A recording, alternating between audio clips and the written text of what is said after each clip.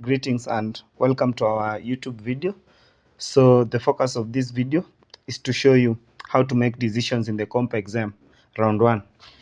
Before you start your decisions, it's always important for you to download the Compxm inquiry report, and we also have the Compxm industry conditions report. So the main role of the Compxm industry conditions report is just to show you the different drift rates for the different segments for the thrift, core, nano, and elite, and the drift rates in terms of performance and size. For the work of the Compxm inquiry report is just to communicate to you the customer buying criteria, where we have the price that consumers expect you to charge them, the ideal age of your products, and we have the reliability.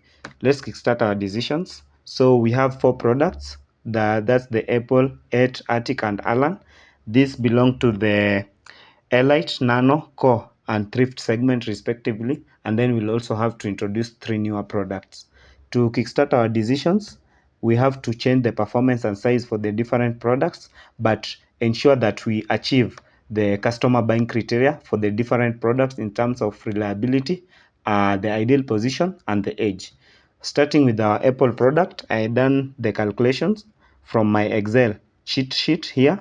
As you can see, we have the thrift, the core, the nano, and the elite products, and then I incorporated the thrift rates and the ideal positions for the different products in the different segments before I came to the final, the round 1 decisions. Here they are at the bottom, sorry.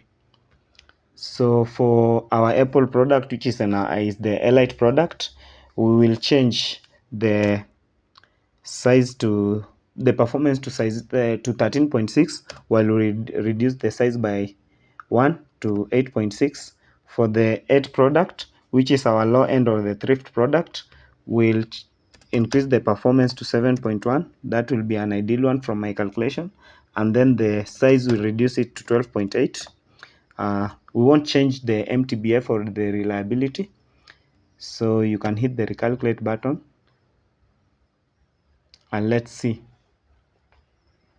So the Apple product is coming out in March. We'll have ample time to sell, while the 8 product is coming out in January next year. So we'll have to change this and maybe bring it back so that we can have enough time to sell. So let's go to our Arctic product. So Arctic is our core product. We'll change the performance. We'll increase the performance to 9.5, while for the size, we'll reduce it to 10.5. I think that's a good one.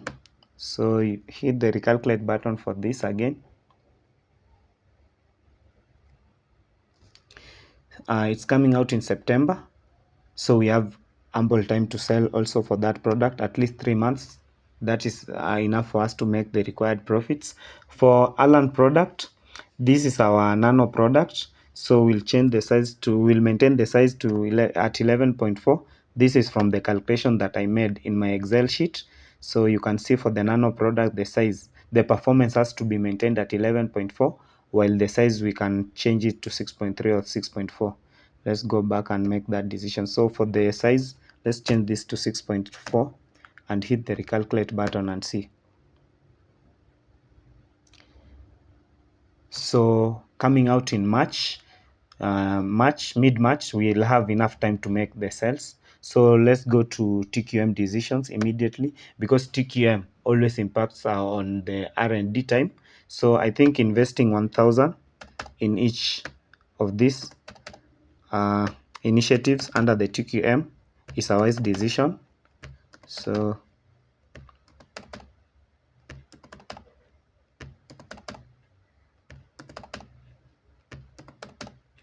we can hit the recalculate button after inputting 1,000 in all the initiatives.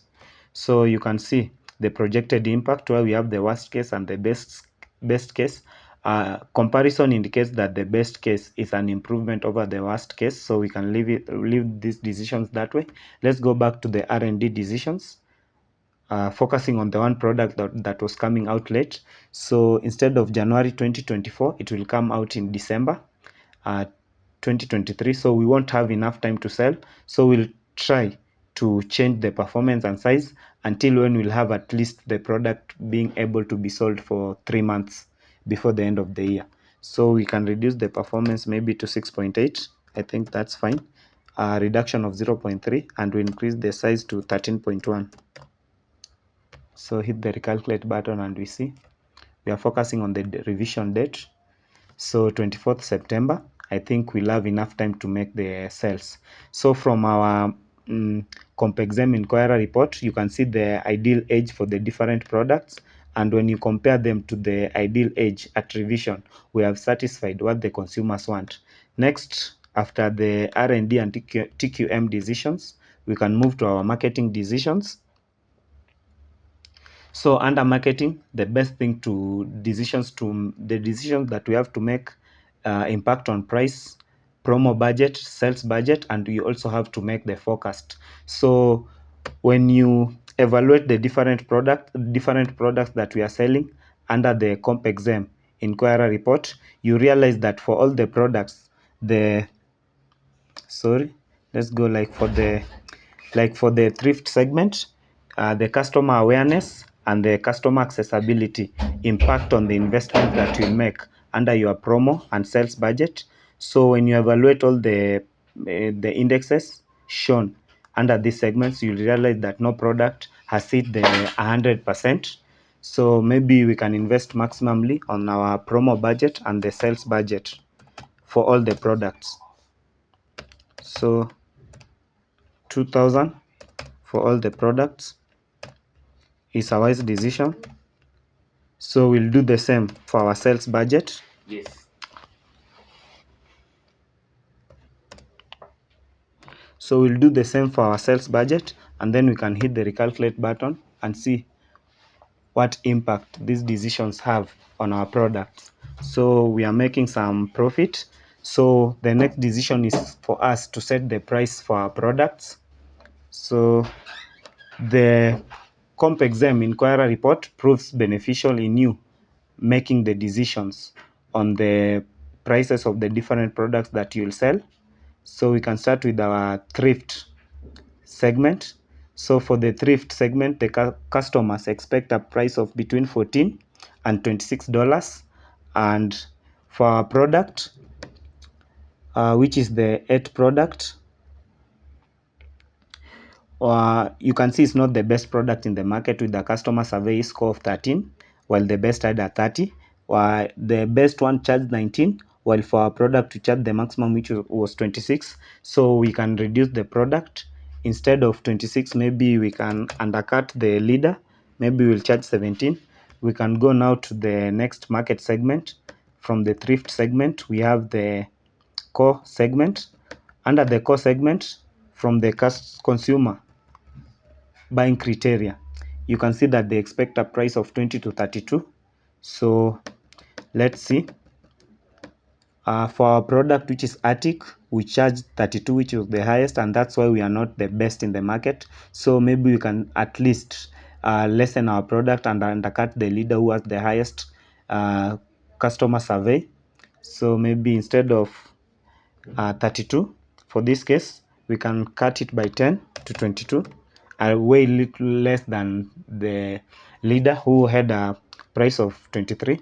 So for the next market segment, which is the nano segment, for the nano segment, our product is Alan with the second best customer survey, but because we had a higher price compared to our competitor who was the best in the market charging 37, maybe we can also decide to lessen our price because consumer expect a price of 28 to 40, and ours we charge the highest, which is 40.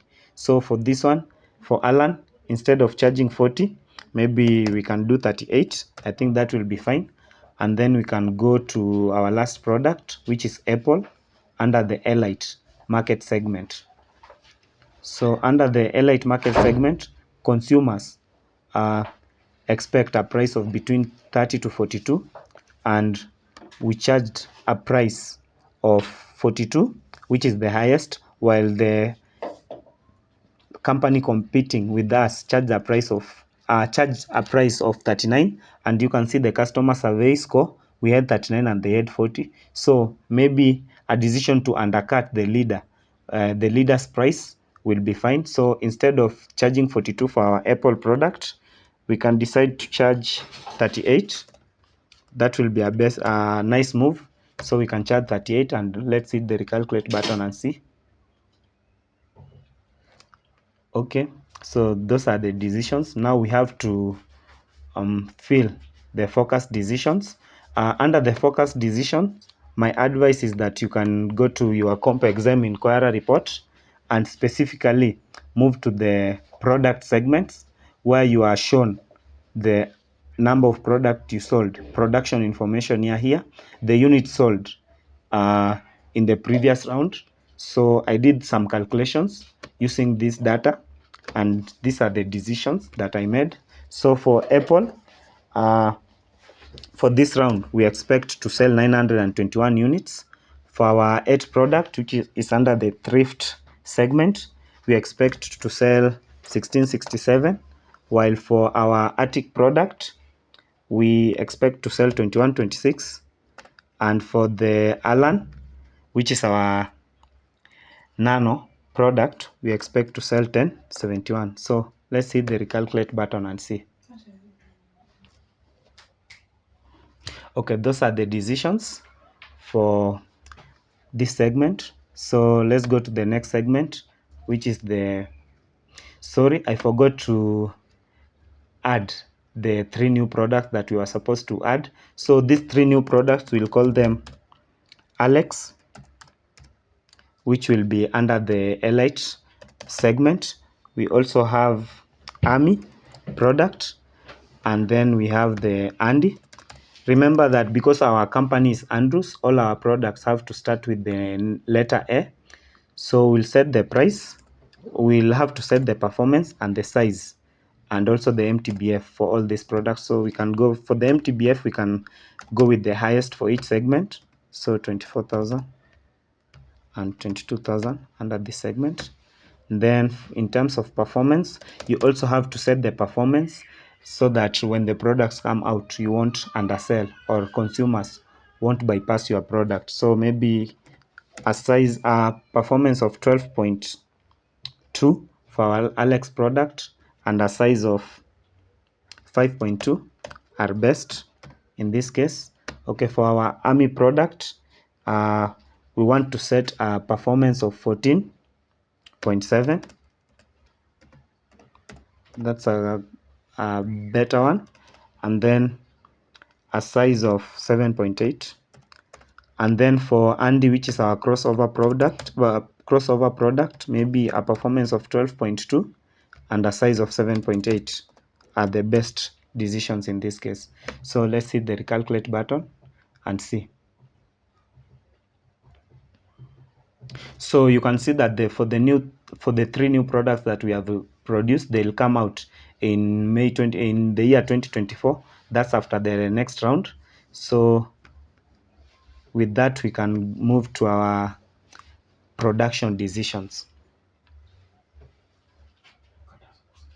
So since we are introducing new products, we'll have to buy capacity for these products, and we'll also have to set an automated rating for these products. But it's always important for us to make sure that our thrift product or our thrift segment hits an automation of 10 early enough in the game. So maybe let's hit 8, and then for the core, we can increase this to 7.5 and see.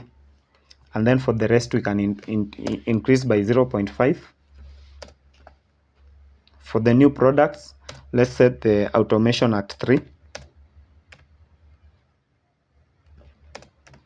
So we can hit the recalculate button and see if we have surpassed the total amount of investment required for this round. So at 23,000, we haven't still hit the target. So we can increase the capacity by 100 for each segment, apart from the 3 new products that we are introducing in the market. So for these 3 new products, maybe we can do 250.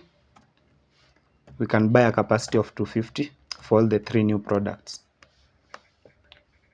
So recalculate, and we have to keep an eye on the maximum investment expected under this round. So we have utilized 49,000 out of the total 59. So it means that we have additional money to invest. So instead of 250 for the new products, let's do 300.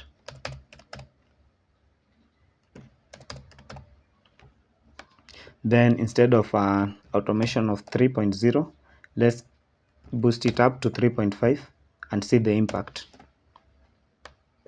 So 3.5, you can hit the recalculate button.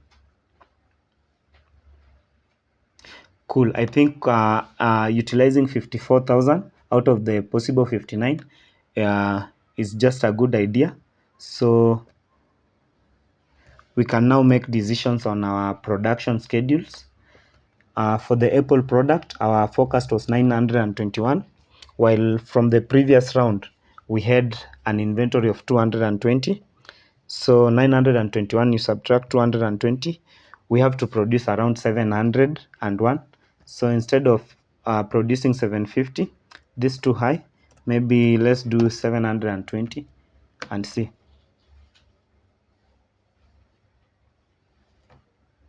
Okay, 713, it's not a bad idea. So for the 8 product, we had an inventory of 762. So subtracting this from our unit sales forecast, we'll get 762 minus 762, you'll get 905. So we have to produce around 905 units. So let's see, producing 1,000 units.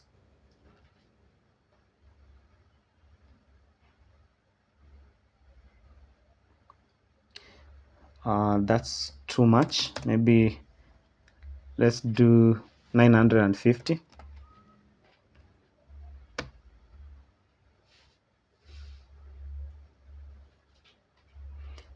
Cool, that's fine. So for our attic product, we had an inventory of 57, so we'll subtract that 57 from our unit sales forecast. So we have to produce around 2069 units. So maybe we can boost this up to 2100 and see. Hit the recalculate button.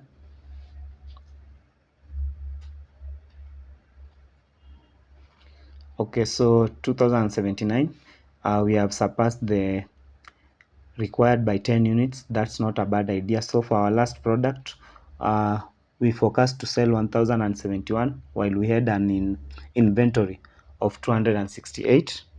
So it will be 1071, we subtract the inventory 268, we have to produce around 800 units. So maybe 900, producing 900 in this round. Let's see if it will give us a production of 803 units. So 891, that's too high. Let's lessen this to 810 and see.